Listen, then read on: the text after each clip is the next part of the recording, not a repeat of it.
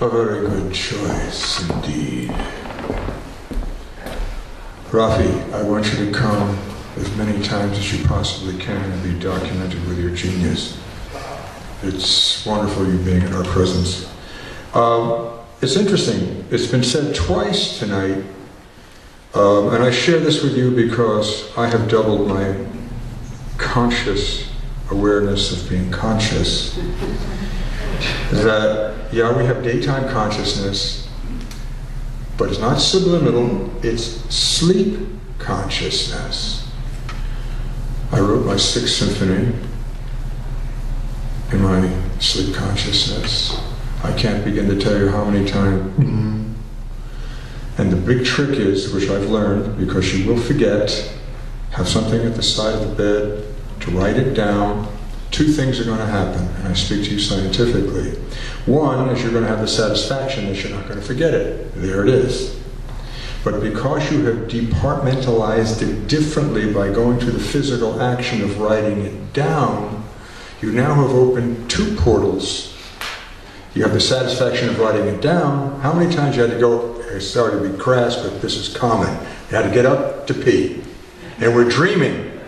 And then we forgot what we were dreaming when we finish our ablutions and we go back to bed and we can't fall asleep because we can't find the entrance back in.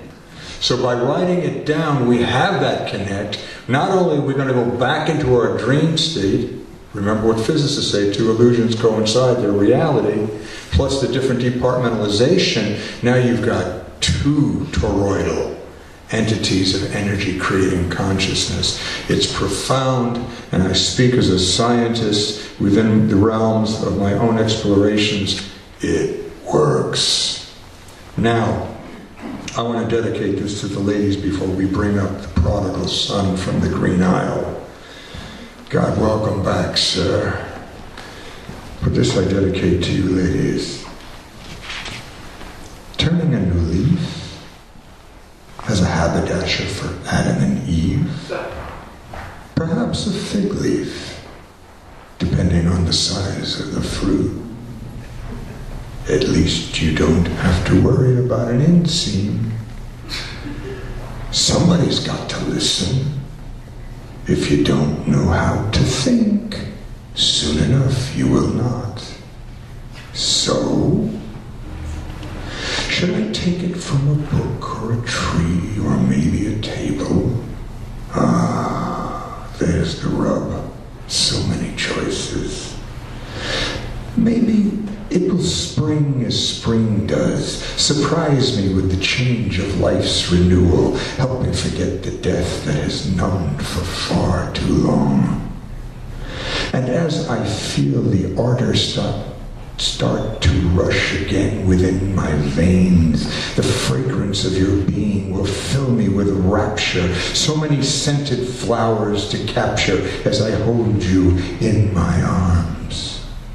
For once upon time stood still, as perfection does, but you have awakened what can no longer remain perfect. Static no more, it moves.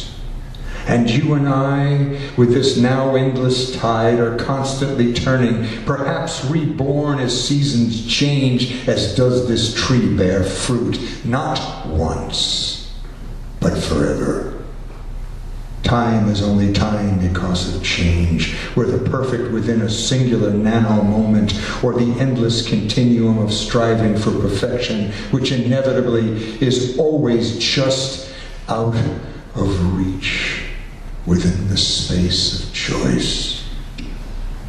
This consciousness, this plucking of the fruit from paradise has set us into motion. The leaves turn, covering something new, exposing something else that has always been, but nonetheless, always the more.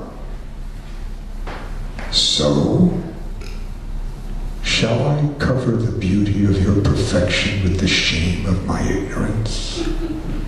Or shall the voluptuous innocence of our nakedness please our sensuality to explore endlessly all that is possible? Timeless is as timeless does.